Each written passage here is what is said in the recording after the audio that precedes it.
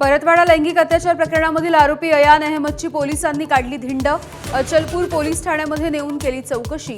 इतर आरोपींची झाडाझडती।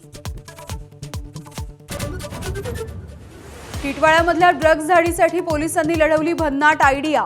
महानगरपालिकेचा सर्व्हे म्हणत केला अश्विनी पॉलच्या घरामध्ये प्रवेश। कचऱ्याच्या डब्यामध्ये लपवले होते 6 कोटींचे ड्रग्ज।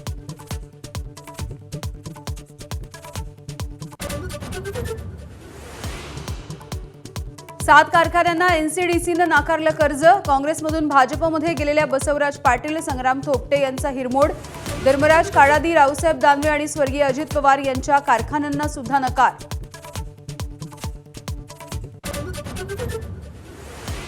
अशोक खराची पत्नी कल्पना खराच्या अटकपूर्व जामीन अर्जावरती थोड्याच वेळात फैसला।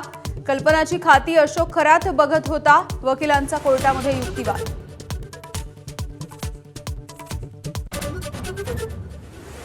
दोन 2006च्या मालेगाव बॉम्बस्फोटा प्रकरणामधील 4 आरोपींची मुंबई उच्च न्यायालयाकडून निर्दोष मुक्तता। स्फोटामध्ये झाला होता 31 जणांचा मृत्यू।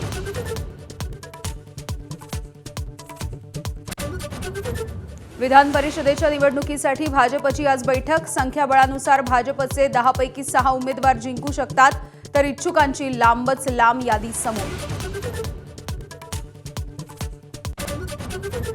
राज्यामध्ये अवकाळी पावसाचा जोर। लातूर, धाराशिव, सांगलीमध्ये गारपिटीनं शेतीचं मोठं नुकसान, तर 24 तारखेपर्यंत अवकाळी पावसाचा इशारा।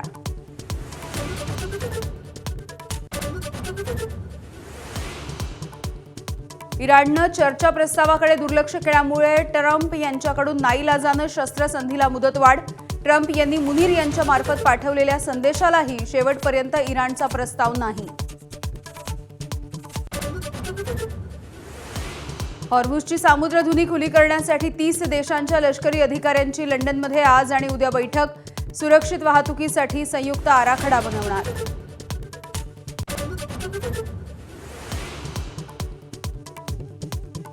आणि अभिनेता रितेश देशमुख आणि जेनेलिया देशमुख एसटीचे ब्रँड अँबॅसेडर। दोघांसोबत एसटी महामंडळाचा 5 वर्षांसाठी करार। प्रवाशांना आकर्षित करण्यासाठी एसटीचा निर्णय।